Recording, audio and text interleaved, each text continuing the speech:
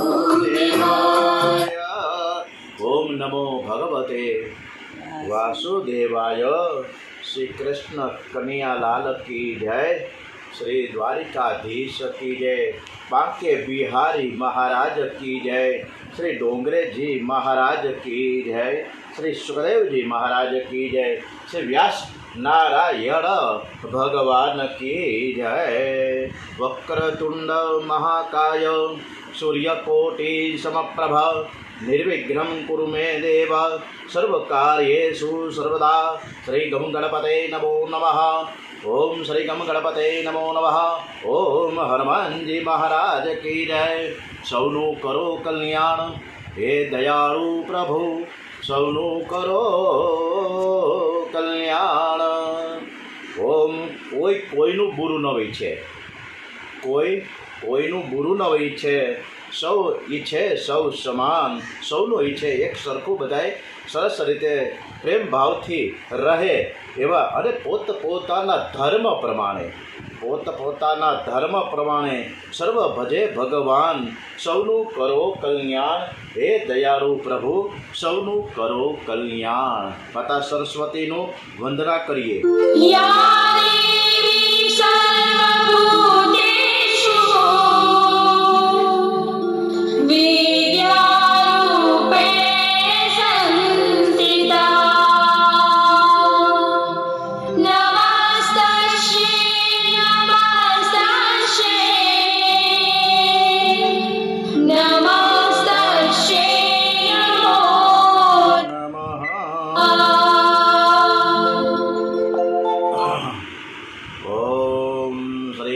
દ્વારિકાધીશ કી જય. ભાગવત ભગવાનજી મહારાજ કી જય.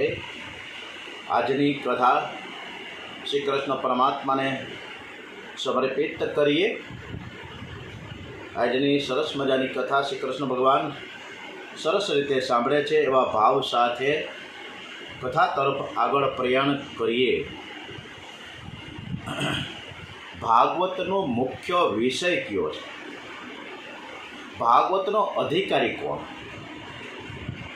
ડોંગરીજી મહારાજે આ બાબતે બહુ સ્પષ્ટતા સરસ રીતે કરી કે જે ધર્મમાં બિલકુલ કપટ નથી, એ નિષ્કપટ ધર્મ એ ભાગવતનો મુખ્ય વિષય છે. મનુષ્ય જે સત્કર્મ કરે તેનું ફળ પોતાને મળે એમ ઈચ્છે છે, અને એ જ્યારે ઈચ્છે ને ત્યારે એ વ્યક્તિના ધર્મમાં કપટ છે. પણ નિષ્કપટ કોને કહેવાય? કે આપણે આપણું કામ કરતા રહીએ પણ ફળની અપેક્ષા ન રાખીએ. નારદજીએ વાલ્મીકીજીને રામના મંત્રનો જપ કરવાનું કહ્યું, ત્યારે વાલ્મીકી ભૂલથી રામ રામ બદલે મરા કહેવા લાગ્યા. અને એ મરા પણ એક નિષ્ઠા, એક પ્રમાણિકતા, એક વફાદારીથી થઈ, અને એ મંત્ર જાપ મરા અને મંત્રનું ફળ એને સરસ રીતે મળ્યું. મારા ઠાકોરજી છે ને આટલું કામ તો કરી જ આપશે, આવી બધી આશા આપણે રાખીએ છીએ. અને જ્યારે આપણે આવી આશા રખાય ત્યારે આપણને કોણ વૈષ્ણવ કહેશે? ભગવાન આપણને વૈષ્ણવ તરીકે કેવી રીતે અપનાવે? એટલે આપણે કોઈ પણ પ્રકારની આશા રાખ્યા વગર, અપેક્ષા રાખ્યા વગર ભગવાનનું કામ કરવું, સેવા પૂજા કરવી, સદકાર્ય કરવા, દીન દુખ્યો દરિદ્ર નારાયણને યથા યોગ્ય કંઈક ને કંઈક ઉપયોગી થવું. ભગવાન પાસે કેટલાક ધનની માંગણી કરે છે કાવડિયા, મારે આટલા કરોડ, 2 કરોડ, શેર બજાર અત્યારે ઉચકાય તો વધારે સારું. કેટલાકને પદ જોઈએ છે, તો કેટલાકને પ્રતિષ્ઠા જોઈએ છે, તો કેટલાક ભગવાનની પાસે દીકરાની માંગણી કરે છે. ભગવાન વિચાર કરે કે આ બધા જ પોતાનું કામ મારી મારફત કરાવવા માંગે છે, મને બધી જ ખબર છે. સાચો વૈષ્ણવ તો એ કહેવાય કે જે કહે છે કે મારી આંખ, એ વૈષ્ણવ કેવો છે સાચો? એ વૈષ્ણવ તો એમ કહે ભગવાનને કે હું આજે મારી આંખ છે, મારી બુદ્ધિ છે, મારું મન છે, આ બધું જ હું તમને સમર્પિત કરવા આવ્યો છું. વૈષ્ણવો પ્રભુ પાસે મુક્તિ નથી માંગતા, પણ શું માંગે છે? હરિના જન તો મુક્તિ ન માંગે, માંગે જન્મ જન્મ અવતાર રે, નિત સેવા નિત કીર્તન ઉત્સવ, નિરખવા નંદ કુમાર રે, ભૂતળ ભક્તિ પદાર્થ મોટું, બ્રહ્મલોકમાં નાહી રે.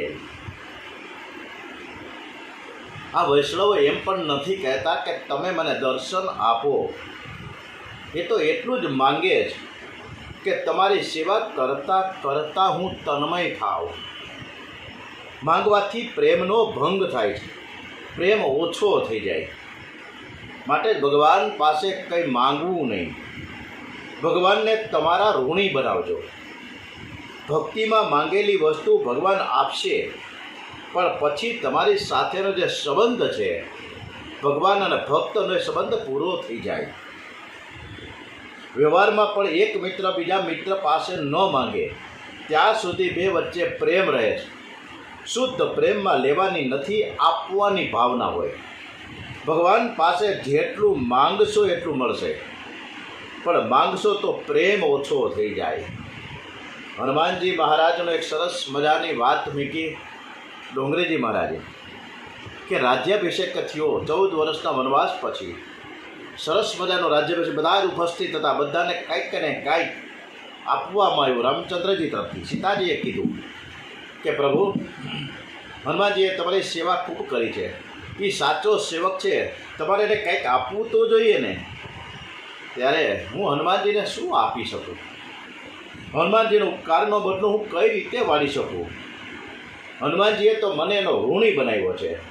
રામજીએ તો હનુમાનજીને કેવા શબ્દો સરસ કીધા, પ્રતિ ઉપકાર કરું કા તોરા. શું ઉપકાર તમારા એટલા બધા ઉપકાર છે કે એનો હું કઈ રીતે સન્માન કરું? સન્મુખ હો ન શકત મુખ મોરા. તમે મારી સન્મુખ જ રહો બસ. શુદ્ધ પ્રેમમાં લેવાની નહીં, પણ આપવાની ભાવના હોય. ભગવાન પોતાનું કામ કરે એવી અપેક્ષા ન રાખો.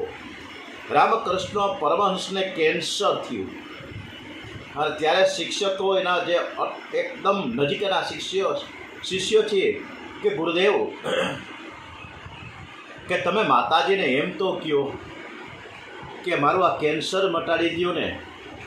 ત્યારે રામકૃષ્ણ કહ્યું કે હું મારા માટે મારી માતાજીને હું કેવી રીતે તકલીફ આપું. ભક્તિનો અર્થ એવો નથી, ભક્તિનો અર્થ એવો નથી કે પોતાના સુખ માટે ઠાકોરજીને ત્રાસ આપે, પરિશ્રમ આપે. સુદામા અને શ્રી કૃષ્ણ ભગવાનની મૈત્રી એટલી બધી ગાઢ. સુદામા એકદમ ગરીબ હોવા છતાં પણ ક્યારેય એણે ભગવાનને એમ નથી કીધું કે હું ગરીબ છું, તમારે મને કાંઈક આપવું તો જોઈએ ને. ક્યારેય ન માંગ્યું. અયાચક વ્રત ધારણ કર્યું હતું. ત્યારે એની સુશીલા નામની ધર્મપત્નીએ કે તમે ન માંગો તો કાંઈ નહીં, પણ દર્શન કરવા તો જાઓ, તમારો મિત્ર છે. અને જ્યારે ગયા ત્યારે એક શબ્દ શ્રી કૃષ્ણ ભગવાનને નથી કીધો કે હું છેક પોરબંદરથી આવ્યો છું તો, અને હું આટલો બધો ગરીબ છું, મારા છોકરા અન્ન વગર ટળવળે છે. એક શબ્દ ન બોલ્યા. ફક્ત સુદામાએ શ્રી કૃષ્ણ ભગવાનના ચરણમાં માથું મૂકી દીધું. ત્યારે શ્રી કૃષ્ણ ભગવાન પણ માથે હાથ ફેરવતા સુદામાને મેં એમ કીધું કે મિત્ર, તારી વાત બધી સાચી છે, તારું બધું મનમાં જે છે એ હું જાણું છું, પણ હું તને કંઈ નહીં આપું. અત્યારે મેં તને કંઈ આપ્યું જ નથી, હું તને શું આપું? અને છતાંય શ્રી કૃષ્ણ ભગવાન સુદામાને તો એવું કહે છે કે તારા આશીર્વાદથી આ બધો વૈભવ છે મારી પાસે, તારા આશીર્વાદથી હું સુખી છું. જીવ જ્યારે જીવપણું છોડીને ઈશ્વરના દ્વારે જાય છે ને, ત્યારે ભગવાન પણ ઈશ્વરપણું ભૂલી જાય છે. 10 દિવસના સુદામાએ પોતાનું સર્વસ્વ, એટલે કે જે નાનકડી મુઠ્ઠી જેટલા પૌવા લઈને ગયા હતા, પોતાના છોકરા માટે પણ ન રાખ્યા, અને બધું જ સર્વસ્વ સમર્પિત કરી દીધું ને. ત્યારે સુદામાને પણ જણાવ્યું નહીં કે મેં તને કાંઈક આપું છું. એટલું બધું આપી દીધું. જે કુબેર ભંડારીને એવું કીધું જેટલો વૈભવ મારે ત્યાં છે દ્વારિકામાં, એવો જ વૈભવ ત્યાં ખડો કરી દીધો. ખબર ન પડવા દીધી સુદામાને. ઈશ્વર જીવને એમ કહે છે કે તું મારો છે, પણ આપણે એમ નથી કહેતા. આપણે નથી સમજી શકતા કે ઈશ્વર મારો છે, અને તેથી આપણે દુઃખી થઈએ છીએ, ઈશ્વરથી વિમુખ રહીએ છીએ. દ્વારિકાનાથે સુદામાને દ્વારિકાનાથ બનાવ્યા છે. સુદામા જેવો કોઈ યાચક થયો જ નથી આ દુનિયામાં, અને શ્રી કૃષ્ણ જેવો કોઈ દાની પણ થયો નથી. ઈશ્વર તો પરિપૂર્ણ છે. જેટલું ઈશ્વર આપે છે એમ છતાં પણ એ પરિપૂર્ણ જ રહે. ઓમ પૂર્ણમદ પૂર્ણમિદમ પૂર્ણાત પૂર્ણમુદચ્યતે પૂર્ણસ્ય પૂર્ણમાદાય પૂર્ણમેવાવશિષ્યતે. હરમેશ પરિપૂર્ણ છે ભગવાન. જ્યાં ભક્તિ છે ત્યાં ભગવાન છે. ભક્તિ વિના ભગવાન નથી. ભગવાન ભક્તોના ઋણમાં રહે છે. ભગવાન પણ ભક્તોના ઋણમાં રહે છે. એટલે કે ગોપીઓના અતિ શુદ્ધ પ્રેમની એને કિંમત સમજાય છે. બધી ગોપીઓને સમજાવવા જ્યારે ઉદ્ધવ આવ્યા હતા ને, ત્યારે બધી ગોપીઓએ ભેગી થઈને એવું કીધું ઉદ્ધવજીને કે ઉદ્ધવ, અમારું મન તો એક જ છે, અને એ પણ મારા શ્રી કૃષ્ણ પાસે છે. અને અમારી પાસે કાંઈ 2, 4, 5 મન હોય ને તો હું કદાચ એક મન સમાધિમાં રાખું. ઉદ્ધવ, મને તો ઉઘાડી આંખે પણ શ્રી કૃષ્ણ દેખાય છે, તો પછી હું આંખ શા માટે બંધ કરું? જ્યાં જોઉં ત્યાં મને શ્રી કૃષ્ણ શ્રી કૃષ્ણ શ્રી કૃષ્ણ દેખાય છે. મારે આંખ શું કામ બંધ કરવી? જ્યાં જોઉં ત્યાં મારી નજર ફરે ત્યાં મારા કૃષ્ણ મારા કૃષ્ણ મારા કૃષ્ણ દેખાય. શ્રી કૃષ્ણ શરણમ મમ, શ્રી કૃષ્ણ શરણમ મમ, શ્રી કૃષ્ણ શરણમ મમ, શ્રી કૃષ્ણ શરણમ મમ, શ્રી કૃષ્ણ શરણમ મમ, શ્રી કૃષ્ણ શરણમ મમ, શ્રી કૃષ્ણ શરણમ મમ. શ્રી કૃષ્ણ શરણમ મમ, શ્રી કૃષ્ણ શરણમ મમ, કદંબ કેરી દાણ બોલે શ્રી કૃષ્ણ શરણમ મમ.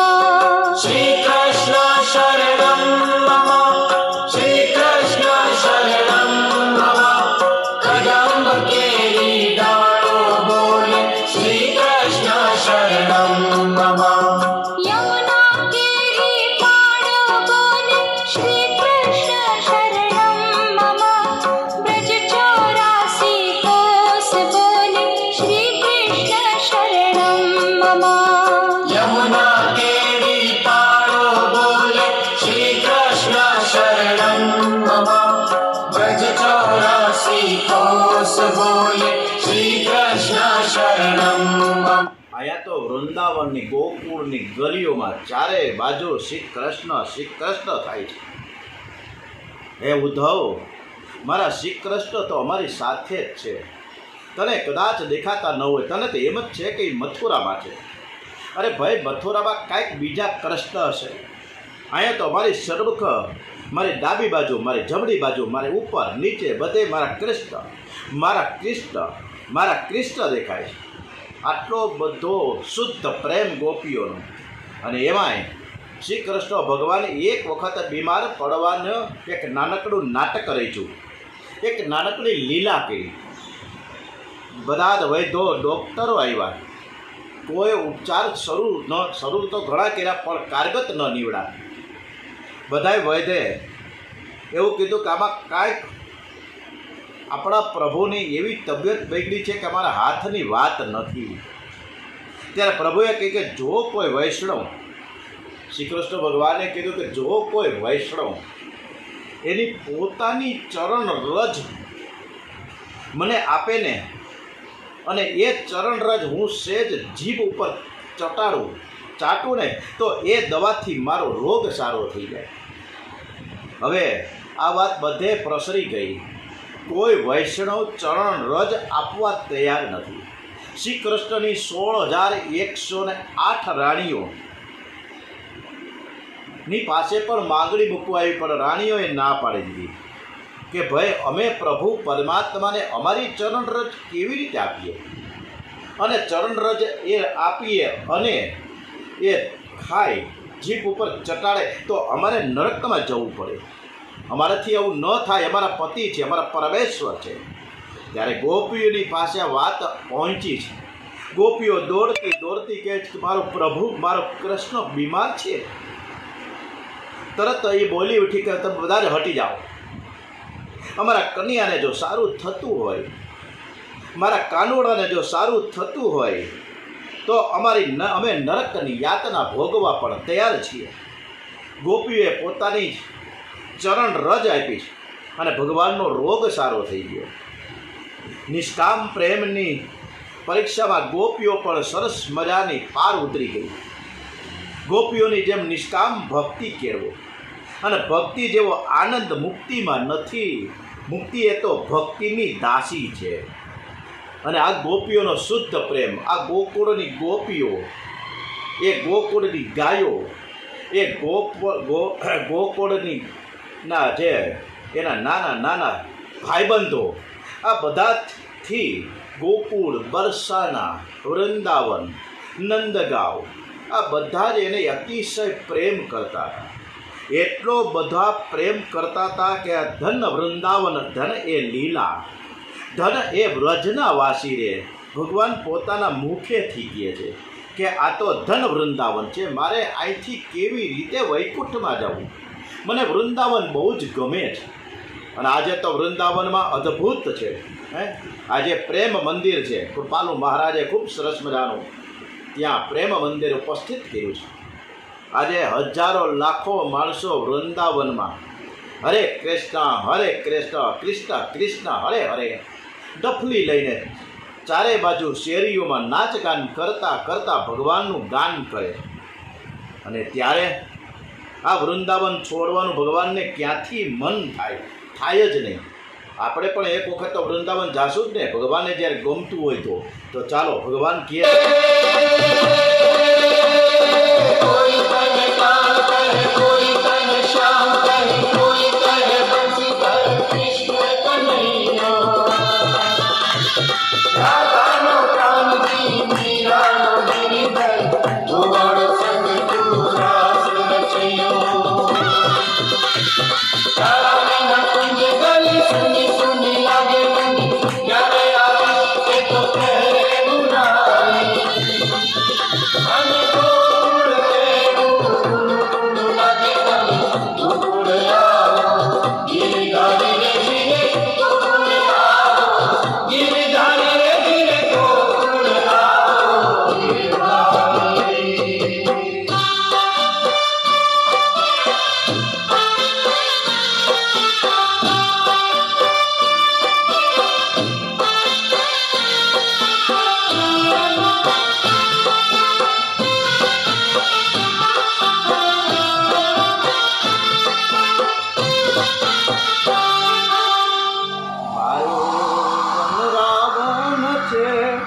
હે મારો વન રાવણ છે, રૂડો રે વૈકુંઠ નહીં રે આવો રે મારો વન રાવણ છે, રૂડું રે વૈકુંઠ નહીં રે આવો. રે મારો રૂડો છે વન રાવણ, વૈકુંઠ નહીં રે આવો રે મારો વન રાવણ છે, રૂડું રે વૈકુંઠ નહીં રે આવો.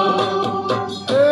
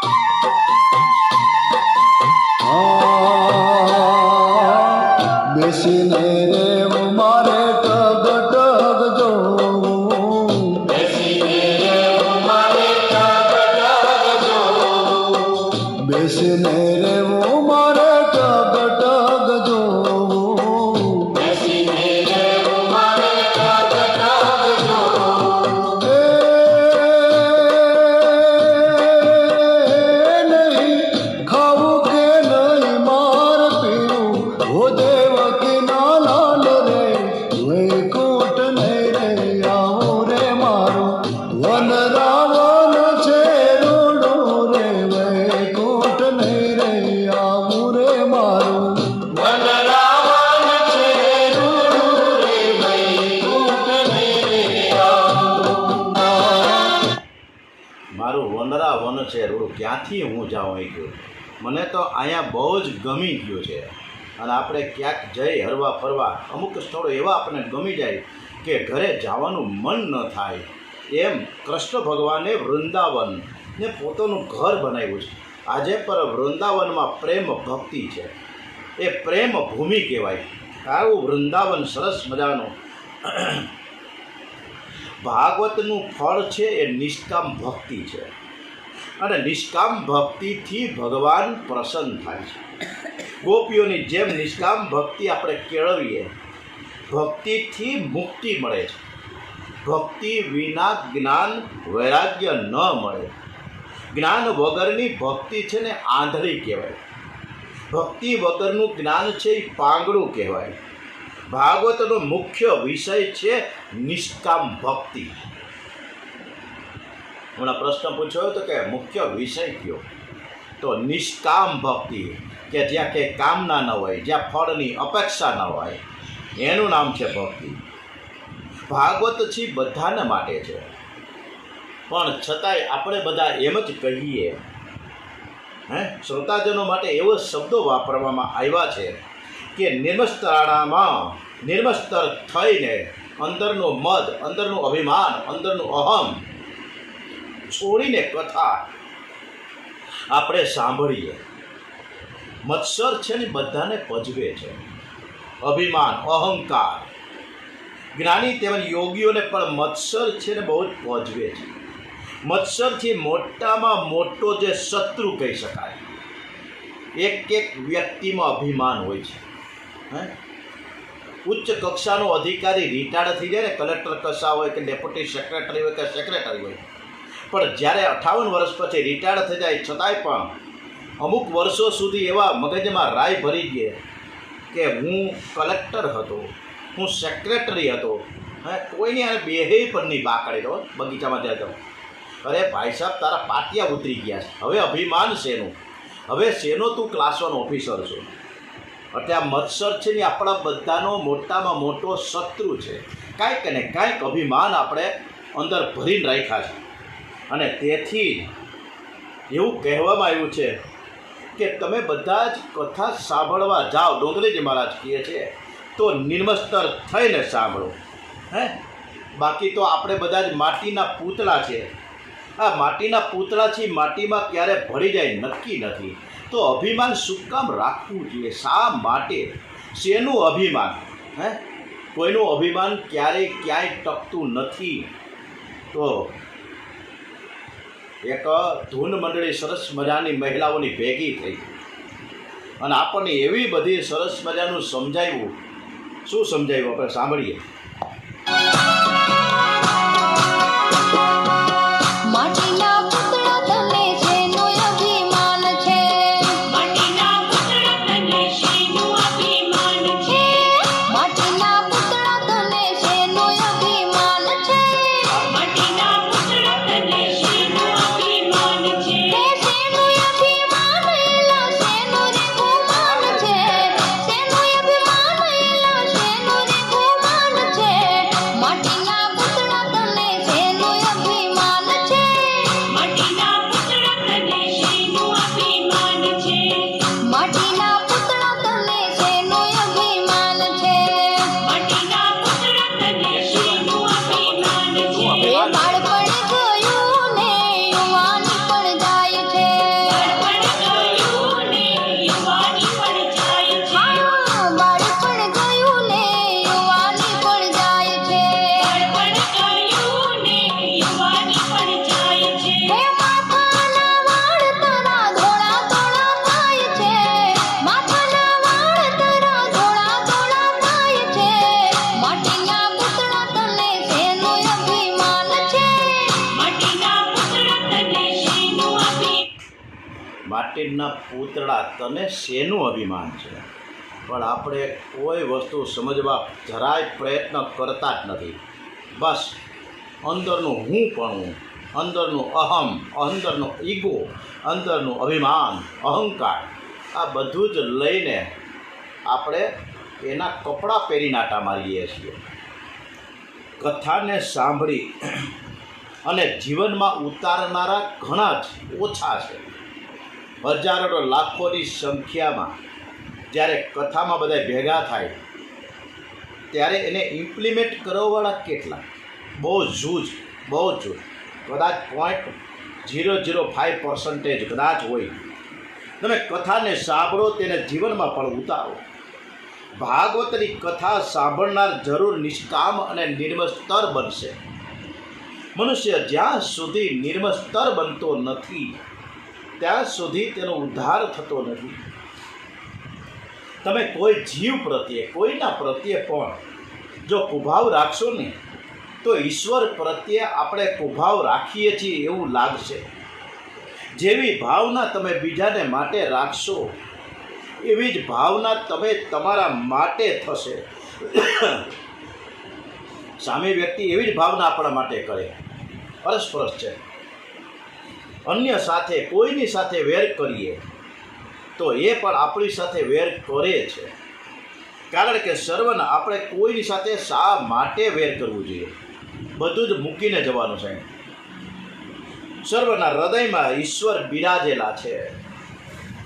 આ કાયમ મનમાં, આપણે મગજમાં જો આ વાત ઠસાવી દઈએ તો બેડો પાર થઈ જાય, પણ થઈ શકતું નથી. ગીતાજીમાં કહ્યું છે, ક્ષેત્રજ્ઞમ ચાપી મામ વિદ્ધિ સર્વ ક્ષેત્રેષુ ભારત. આ કથા એવી મધુરી છે કે જે સાંભળે છે એના પાપ બળે છે, એના હૃદયમાં ભગવાનનો પ્રવેશ થાય છે. કથાના સિદ્ધાંત યાદ રાખીને જો જીવનમાં આપણે ઉતારીએ ને, અને જે સતત ને સતત આપણે ભક્તિ કરતા રહીએ ને, તો આપણે તરી જઈએ. જાણવું છે ને બહુ કઠણ નથી. બધું જાણે તો બધાય, જાણવું બહુ કઠણ નથી, પણ એને જીવનમાં ઉતારવું બહુ કઠણ છે. આ બધું સહેલું નથી.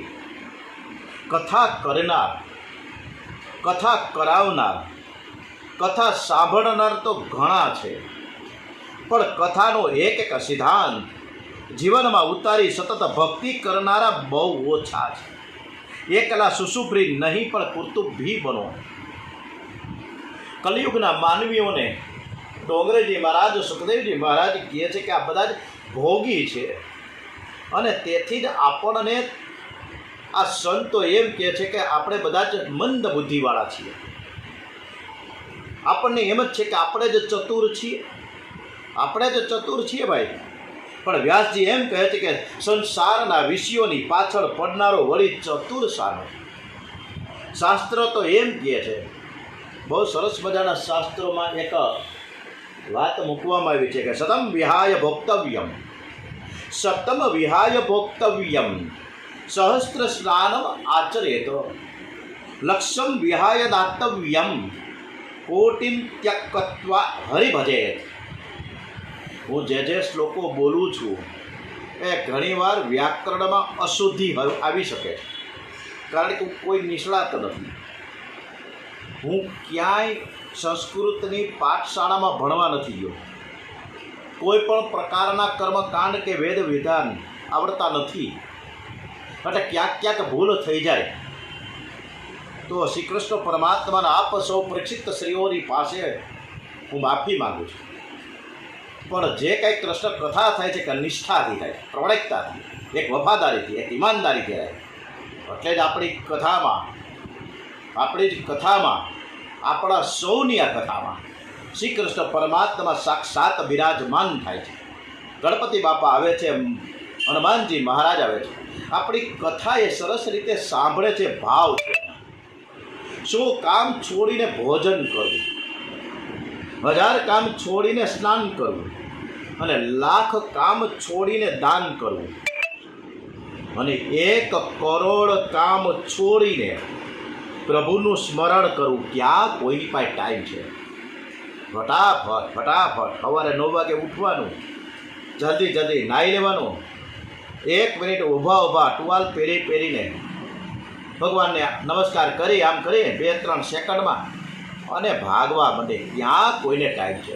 ટાઈમ નથી. ભગવાનની પાસે બેસવાનો ટાઈમ નથી. અને આપણે શું વાત કરીએ, ભગવાનની પાસે બેસવાનો ટાઈમ નથી તો સમજા. પણ અત્યારના દીકરાઓને એના મા બાપ પાસે પણ બેસવાનો ટાઈમ નથી. હે, મા બાપ પાસે પણ બેસવાનો 10 મિનિટ માટે પણ સમય નથી કે તમને કેમ છે, આવો પૂછવાનો પણ વખત નથી કોઈની પાસે. ધ્યાન કરવું, સેવા કરવી, ભાગવતમાં ઘરના કાર્યો કરવાની કાંઈ ના નથી પડી. ભાઈ કામ કરો ને, ક્યાં કોઈ ના પાડે છે? પણ ઘરના કામ કરતાં કરતાં શ્રી કૃષ્ણ શરણમ મમ, રામ રામ રામ રામ, ઓમ નમઃ શિવાય કરતા રહ્યો ને. કરોડ કામ છોડીને પહેલું ભાગવતનું સ્મરણ કરવું. આજે ઘણા વર્ષથી આપણે આ કથા સવારના 8 થી 9, સવારે 8 થી 9 કથા કરીએ છીએ. હે, અને તમે બધા જ અહીં બીજા મોબાઈલ ચાલુ છે. અહીં જ્યારે બીજો મોબાઈલ ચાલુ છે ત્યારે આ બધા જ એવા સરસ મજાના પરીક્ષિતો તમે જોઈ શકો છો. આ બીજા મોબાઈલમાં બધા જ પરીક્ષિતો સરસ રીતે આ કથા સાંભળે છે. તો હું આને બધાને ટાઈમ છીએ, અરે ભાઈ એને કથા સાંભળવી છે. અને કથા સાંભળતા સાંભળતા કૃષ્ણ પ્રેમમાં આપણી એક પ્રેમની જાગૃતિ થઈ જાય. 8 ને 5 કે 10 થાય ત્યાં તો હળવળ ચાલુ થાય કે મહેશભાઈ તમે કથા કેમ ચાલુ, હજી મોડી કરી. તરત મેસેજ મંડે આવવા, આ લગ્ની છે. એટલે રોજ પ્રભુના નામનો જપ કરીએ, ધૂન કરીએ, કીર્તન કરીએ, ભાગવત કરીએ. કા કળિયુગના ડોંગરેજી મહારાજે એટલું બધું આપણને કીધું છે કે આ કળિયુગના મનુષ્યો જે કરવાનું છે એ કરતો જ નથી, અને જે ન કરવાનું કહ્યું છે પહેલું કરે છે. એટલે જ વ્યાસજીએ કળિયુગના માણસોને મંદ બુદ્ધિવાળા કહ્યા છે, મંદ બુદ્ધિવાળા. હે, અને આપણે એમ થાય છે, હમણાં ચૈત્ર મહિને ગયો ને અનુષ્ઠાન કર્યા, ગાયત્રી માતાજીના ઘણા કર્યા, કોઈ નોરતા રહ્યા છે ચૈત્રી મહિનાના, કોઈ અલોણા વ્રત કર્યા છે, અને 5-5 માળા કરે. 5-5 માળા મારી પાસે ત્યાં નથી. હે, આ માળા કરે. પણ માળા આપણે કેવી કરીએ છીએ, કેવી કરીએ છીએ? માળા કરતા હોય ઓમ નમઃ શિવાય, ઓમ નમઃ શિવાય, ઓમ નમઃ શિવાય, ઓમ નમઃ. એલા દૂધ આવ્યું, બહારનું ખોલો, દૂધવાળો આવ્યો. ઓમ નમઃ શિવાય, ઓમ નમઃ શિવાય, ઓમ નમઃ શિવાય, ઓમ નમઃ શિવાય. એ મેં જોતો કોક આવ્યું છે, જો કોલબેલ વહી ગઈ. ઓમ નમઃ શિવાય, ઓમ નમઃ શિવાય, ઓમ નમઃ શિવાય. જો ઓલો ટાંકો ભરાઈ ગયો પાણીનો, જલ્દી વાત બંધ કરો. આપણે આ કરીએ છીએ, આપણે આ કરીએ છીએ. આપણી સેવા પૂજામાં આપણું મન બરાબર નથી. ખાલી અમસ્તા સેવા પૂજા કરીએ છીએ, અમસ્તી માળા ફેરવા કરીએ છીએ, મન નથી આપણું. એટલે જ માળા ફરે હાથમાં. હે, આપણી માળા તો હાથમાં તો ફરે છે, પણ આપણું મન ક્યાં છે ખબર નથી, ક્યાં ભાગી જાય છે. હે, ક્યાં ભાગી જાય ખબર નથી, કોને ક્યાં પહોંચી જાય ખબર નથી. એટલે જ આ બધી મહિલાઓ એકવાર ભેગી થઈ અને આપણને બધાને કંઈક સંદેશો આપ્યા છે. શું સંદેશ આપ્યા છે? માળાની બાબતમાં કે એકદમ ભાઈ તન્મયતા રહ્યો ને, હે, તો માળા ફરે હાથમાં ને સંસારમાં, અને મન ફરે સંસારમાં.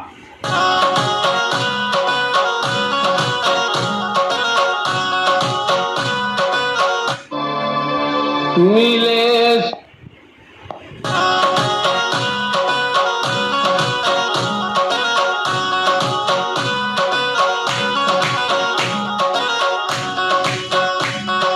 માળા ફરે હાથમાં મન ફરે સંસારમાં, માળા ફરે હાથમાં મન ફરે સંસારમાં. એમાં માળા મણકા શું કરે એનું મન ફરે સંસારમાં, માળા મણકા શું કરે એનું મન ફરે સંસારમાં. ગંગા નાયા જમુના નાયા નાયા નિર્મળ નીરમાં, ગંગા નાયા જમુના નાયા નાયા નિર્મળ નીરમાં. મનના મેલ તો રહી ગયા એમાં ગંગા મૈયા શું કરે, મનના મેલ તો રહી ગયા એમાં ગંગા મૈયા શું કરે.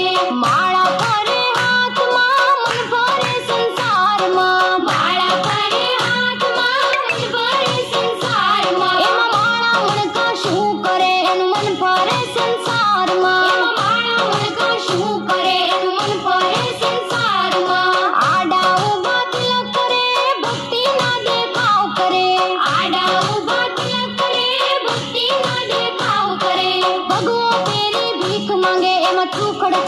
શું કરે ભગવો પેરે ભીખ માંગે એવા સુખડ ચંદન શું કરે માળા કરે હાથમાં મન ભરે સંસારમાં માળા કરે હાથમાં મન ભરે સંસારમાં એવા માળા મણકા શું કરે એનું મન ભરે સંસારમાં એવા માળા મણકા શું કરે એનું મન ભરે સંસારમાં પૈસા લઈને મંદિર વાળા દર્શન કરી પાછા વળ્યા પૈસા લઈને મંદિર વાળા દર્શન કરી પાછા વળ્યા મારા તારી બહુ કરી એમાં ભગવાન બેઠા શું કરે મારા તારી બહુ કરી એમાં ભગવાન બેઠા શું કરે માળા કરે હાથમાં મન ભરે સંસારમાં માળા કરે હાથમાં મન ભરે સંસારમાં એમાં માળા ફરે હાથમાં અને મન ફરે સંસારમાં કોંચડે ક્યાં ભાગે ખબર પડતી નથી, પકડી શકતા નથી, ખેંચીને આપણે બેહાડી નથી શકતા આપણા મનને.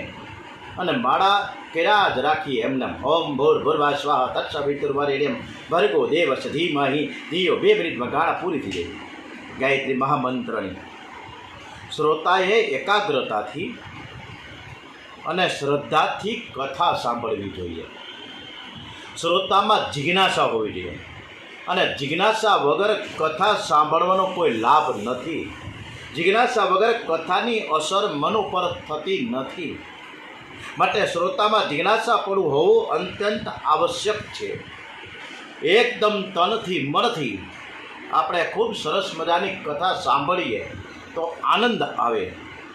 શંકરાચાર્યજીએ નર નારાયણના દર્શન કર્યા અને પછી નારાયણને વિનંતી કરી છે કે હે ભગવાન, હું તો મહાન યોગી છું, તેથી આપણને દર્શન કરી શકો, પણ આ કળિયુગના ભોગી માણસો આપણા દર્શન કરે એવી કાંઈક તો કૃપા કરો.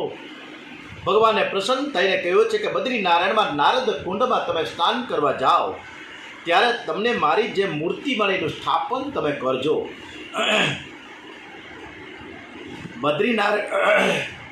બદ્રીનારાયણ ભગવાનની સ્થાપના શંકરાચાર્યજીએ પોતે પોતાના હાથે સ્વહસ્તે કરી છે. અને હમણાં જ બદ્રીનાથના કબાટ ખુલ્યા, અખાત્રીજે ખુલ્યા છે. ક્યાં? ગંગોત્રી, યમુનોત્રી, અને બીજા દિવસે બદ્રીનાથ અને કેદારનાથ. આજે લાખોની ભીડ છે દર્શન કરવા માટે, લાખોની ભીડ.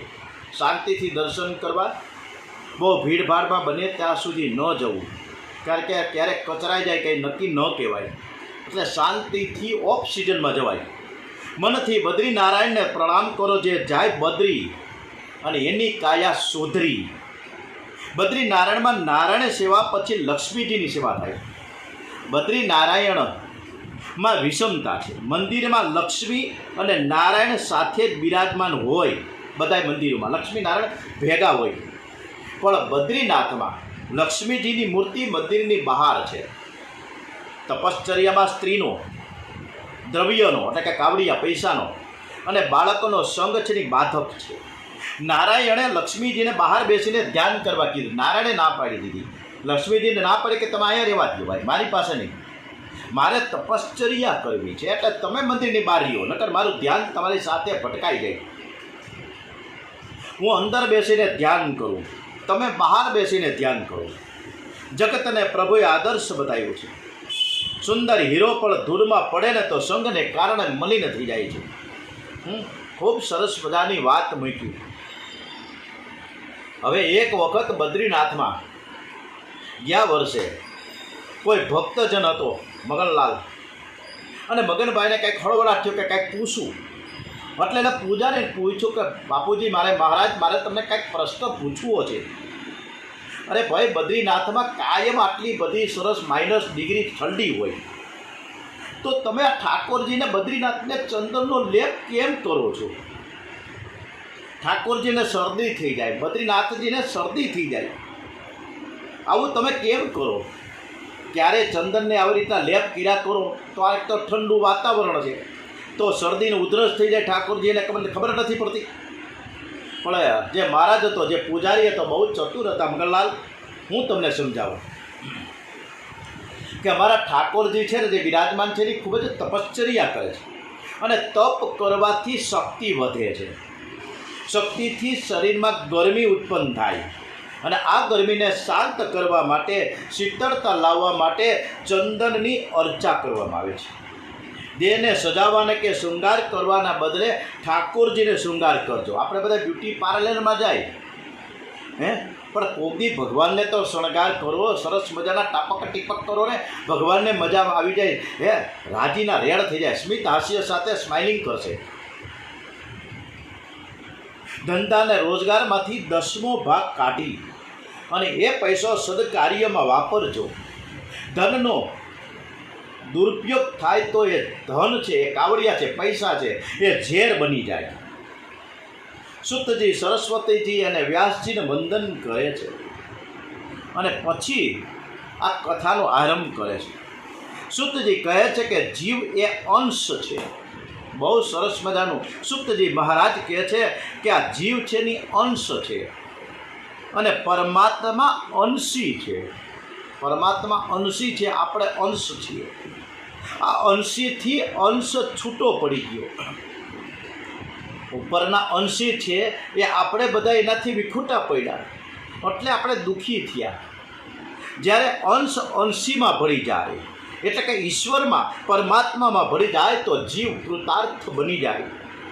એ જેમ એક ટીપું સમુદ્રમાં જો ભળી જાય તો એ ટીપું નથી રહેતું પણ સમુદ્ર બની જાય છે. ભગવાન તો એમ કહે છે કે મમે વાંશો જીવ લોકે, તું મારો જ અંશ છે. તું મને મળીને કૃતાર્થ થઈશ. તું મને મળને, જ્યાં ત્યાં શું કામ ભાટકશ? તું મને મળવા આવ, હું રાજી થાવ, તું રાજી થા. નર છે આપણે બધા એ નારાયણના અંશ છીએ. અંશ અંશીને ન મળે ત્યાં સુધી એને શાંતિ મળતી નથી. અને એટલે જ આપણે તાલ મિલાવવાનો છે. કેવો તાલ? ભગવાનની સાથે ખૂબ આનંદ સાથે આપણે તાલ મિલાવીએ. ओहरे ताल मिले नदी के जल में, नदी मिले सागर में, सागर मिले कौन से जल में कोई जाने ना. ओहरे ताल मिले नदी के जल में, नदी मिले सागर में, सागर मिले कौन से जल में कोई जाने ना. ओहरे ताल मिले नदी के जल में. सूरज को धरती पर से, धरती को चंद्रमा, धरती को चंद्रमा. पानी में सीप जैसे प्यासी हर आत्मा, प्यासी हर आत्मा. ओ मितवारे पानी में सीप जैसे प्यासी हर आत्मा. बूंद छुपी किस बादल में कोई जाने ना. ओहरे ताल मिले नदी के जल में, नदी मिले सागर में, सागर मिले कौन से जल में कोई जाने ना. ओहरे ताल मिले नदी के जल में. માછલી છે એ પાણીમાં રહે છે છતાં પણ એ તરસી જ હોય. એમ આપણે પાસે ભગવાન છે, પ્રભુ છે, પરમાત્મા છે, છતાં પણ આપણે એની ભક્તિ કરી શકતા નથી. ક્યાં ખોવાઈ ગયા છીએ, કેવા વાદળોમાં ખોવાઈ ગયા છીએ, ખબર નથી પડતી. શિવજીની જટામાં જે રીતે ગંગાજી હલવાઈ ગયા એમ આપણે મોહમાયાના વિષય વસ્તુમાં આપણે ફસાઈ ગયા છીએ. ખબર નથી આપણે ક્યાં છીએ, ખબર નથી. સુતજી કહે છે કે મારે પરમાત્માનો આશ્રય કરીને સાથે એક થવું છે. કોઈ પણ રીતે પ્રભુ પરમાત્માની સાથે એક થવાની જરૂર છે. જ્ઞાનીઓ જ્ઞાનથી અભેદ સિદ્ધ કરે છે. આ જીવ છે ને, આપણે બધા જ ઈશ્વરથી વિખૂટા કેમ પડ્યા? કેવી રીતે પડ્યા? ક્યાંથી પડ્યા? આવી બધી ચર્ચા કરવાની બિલકુલ જરૂર નથી. જીવને પરમાત્માનો વિયોગ થયા છે. આપણે બધા જ વિખૂટા પડ્યા છીએ, એ 100%ની વાત છે. આપણે જતા હોય સરસ મજાનું સફેદ પેન્ટ પહેર્યું છે અને કાળો ડાઘ ક્યાંક આવ્યો, આવીને ઘરવાળી કે ક્યાં ડાઘ પાડીને આવ્યા. એટલે આપણે વિચાર કરીએ કે હું ક્યાં ગયો હતો, ક્યાંથી ડાઘો પડ્યો છે, કેવી રીતે પડ્યો હશે, આ કેમ પડ્યો હશે, આવી બધી આપણે એનાલિસિસ કરીએ છીએ. અરે ભાઈ, ક્યાંથી પડ્યો છે, કેમ પડ્યો છે, છોડ ને ભાઈ સાહેબ. આ ડાઘ કેવી રીતે દૂર થાય એના પ્રયત્નો કરીએ. આવી માથાકૂટ શા માટે કરવી? એટલે આપણે બધા જ ભગવાનથી કેમ વિયોગ થયો આપણો, કેમ વિખૂટા પડ્યા, ક્યારથી થયા, કેમ થયા, આવી બધી હું કામ માથાકૂટ અને ભાંજગઢમાં પડવી? અરે ભાઈ, આપણી પાસે જે કાંઈ સમય બચેલો છે, આપણે જે કાંઈ છે સમય આપણી પાસે, એ ભગવાનની સાથે તન્મયતા કેળવીએ. ઈશ્વરને મળવા માટે આ એક જ ઉત્તમમાં ઉત્તમ રસ્તો છે. વાસુદેવે ભગવતી ભક્તિ યોગ પ્રયોજિત જનસ્ત્યાસુ વૈરાગ્યમ જ્ઞાનમ યત દહેતુકમ. ભગવાન શ્રી કૃષ્ણનું ધ્યાન કરતા રહીએ, પ્રેમથી શ્રી કૃષ્ણની સેવા કરીએ, ભગવાન શ્રી કૃષ્ણના નામનો સતત અને સતત તન્મય થઈને ભજન ધૂન અને કીર્તન કરતા રહીએ, તો જરૂર ને જરૂર પરમાત્મા દર્શન કરશે, કરવા માટે આવશે. જે રીતે ધ્રુવજીની સન્મુખ ઊભા રહ્યા હતા. અને તો જ આપણું કલ્યાણ છે. અને આપણે આપણું કલ્યાણ ઈચ્છવા માટે ચાલો આજથી જ થોડીક પ્રયત્ન કરીએ, થોડો પ્રયત્ન કરીએ. એવો સરસ મજાનો એક એટેચમેન્ટ કેળવીએ, એક એટેચમેન્ટ ભગવાનની સાથે કરીએ. ચાલો આપણે પણ થોડુંક નાનકડું સરખું એટેચમેન્ટ કેવી રીતે થાય, એ ધૂન, એ ભજન, એ કીર્તનમાં આપણે પણ જોડાઈ જઈએ. જય રાધા એકદમ આપણે આંખ બંધ કરી દઈશું, એકદમ આપણી આંખ બંધ અને ભગવાનની સાથે તાલમેલ કરીએ. જય રાધા જય કુંજ બિહારી જય રાધા માધવ જય કુંજ બિહારી જય રાધા માધવ જય કુંજ બિહારી જય રાધા માધવ જય કુંજ બિહારી જય રાધા માધવ જય કુંજ બિહારી. સતત અને સતત કથામાં ડોંગરેજી મહારાજ વારંવાર કહે કે ભગવાનની સાથે ક્યાંક આપણે થોડુંક મન ક્યાંક ભાગી જાય, એટલે એને પકડવા માટે એક જ આપણી પાસે રસ્તો છે કે ભગવાનનું કીર્તન કરીએ. ઈશ્વર આપણી પાસે કાંઈક અપેક્ષા રાખે છે. આપણો બાપ દીકરા પાસે, મારો બાપ મારી પાસે અપેક્ષા રાખે, હું મારા દીકરાઓની પાસે પણ આપણા બાપ જે ઈશ્વર છે એ પણ આપણે પાસે કાંઈક તો અપેક્ષા રાખતો હોય કે ન હોય. કાંઈ માનવ તરીકે મોકલો છે તો કાંઈક ઈ સદકાર્ય કરશે, કાંઈક બે માળા કરશે. મેં મનુષ્યને મન એ સરસ મજાનું મન આપ્યું છે, મને સરસ મજાની બુદ્ધિ આપી છે, તો કાંઈક એનો સદકાર્ય, કાંઈક ઉપયોગ તો સારો કરશે ને. મૃત્યુ એટલે આખી જિંદગીનો હિસાબ આપવાનો દિવસ છે. પ્રભુના દરબારમાં જીવાત્માએ કરેલા પાપ અને પુણ્યનો હિસાબ માંગવામાં આવશે. હિસાબ જો ચોખ્ખો હશે, આપણા બધાનો જીવનનો જો હિસાબ હશે એ ચોખ્ખું હશે ને, તો ડરવાનું કોઈ કારણ જ નથી. શું તમારા જીવનો હિસાબ, આપણા જીવનો, આપણે બધાનો હિસાબ ચોખ્ખો છીએ? ચિંતન તો થોડુંક કરીએ, મનન તો કરીએ. જીવને હિસાબ આપતા બીક લાગે, ઇન્કમટેક્સની રેડ પડે હે, અને ત્યારે પરસીઓ વળી જાય છે વેપારીઓને. ત્યારે આખા જીવનનો જ્યારે હિસાબ આપવાનો વખત આવે, જ્યારે પરમાત્મા આપણને માંગશે, એ હિસાબ માંગશે, ત્યારે આપણી દશા શું હશે? જીવને મૃત્યુની બીક છે ત્યાં સુધી એને શાંતિ નથી. ઉપનિષદ એમ કહે છે કે જીવ અને ઈશ્વર તો પાસે પાસે બેઠા છે, છતાં જીવ છે એ પાસે બેઠેલા ઈશ્વરને ઓળખી નથી શકતો. જો જીવ બહિર્મુખને બદલે અંતર્મુખ બને તો તે જ એ અંતર્યામીને ઓળખી શકશે. એટલે ભગવાન આપણી પાસે હિસાબ એકવાર માંગશે. આપણે એક વખત જવાનું જ છે ને દરબારમાં. અરે તો કાંઈક તો કરતા જઈએ, કાંઈક તો કરીએ. શું કરીએ? ઘણું બધું કરવા જેવું છે, ઘણું બધું. એમાં કાંઈ સમજાવવાની કોઈને જરૂર નથી. પણ એક દિવસ તો આપણે હરિના ધામમાં જવાનું જ છે. એમાં કોઈનું કાંઈ ચાલતું નથી. એમાં નાનકડો 5 વર્ષનું બાળકે ગુજરી જાય છે ને 80, 90, 100 વર્ષના વૃદ્ધ પણ ગુજરી જાય. પણ જવાનું છે એક દિવસ, ગમે ત્યારે એટેક આવે, ગમે ત્યારે પરપોટો ફૂટી જાય, પણ એક દિવસ જવાનું છે હરિના ધામમાં.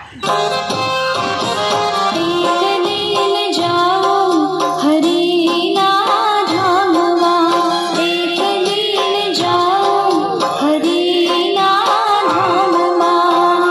હે તમે ચેતીને ચાલો સંસારમાં, હો તમે ચેતીને ચાલો સંસારમાં. એક દિન જાઉં હરિના ધામમાં, એક દિન જાઉં હરિના ધામમાં.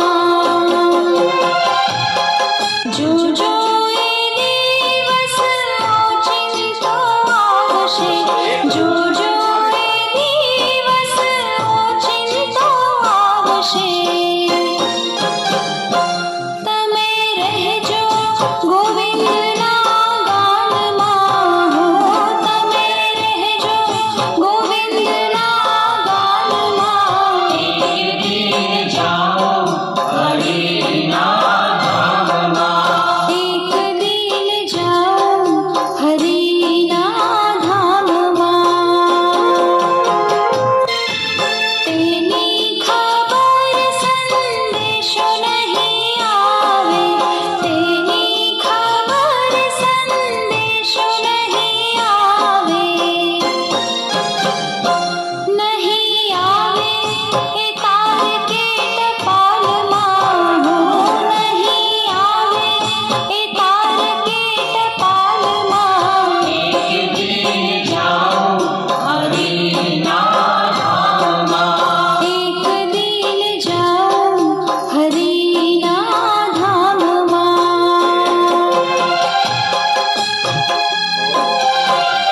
કનૈયાલાલ કી જય. ઓમ નમો ભગવતે વાસુદેવાય. આપણે હવે સરસ મજાની આરતી ભગવાનની કરીએ અને પછી આપણે વિરામ આપીશું. आरती कुंज बिहारी की, श्री गिरिधर कृष्ण मुरारी की. आरती कुंज बिहारी की, श्री गिरिधर कृष्ण मुरारी की. आरती कुंज बिहारी की, श्री गिरिधर कृष्ण मुरारी की. आरती कुंज बिहारी की, श्री गिरिधर कृष्ण मुरारी की. गले में बैजंती माला, बजावे मुरली मधुर बाला. श्रवण में कुंडल झलकाला, नंद के आनंद नंद लाला. गगन सम अंग कांति काली, राधिका चमक रही आली. लतन में ठाणे बनमाली, भ्रमर सी अलक कस्तूरी तिलक. चंद्र सी झलक ललित छवि श्यामा प्यारी की, श्री गिरिधर कृष्ण मुरारी की. आरती कुंज बिहारी की, श्री गिरिधर कृष्ण मुरारी की. આરતી કૃષ્ણ કનૈયાલાલ કી જય. ઓમ નમો ભગવતે વાસુદેવાય. ઓમ નમો ભગવતે વાસ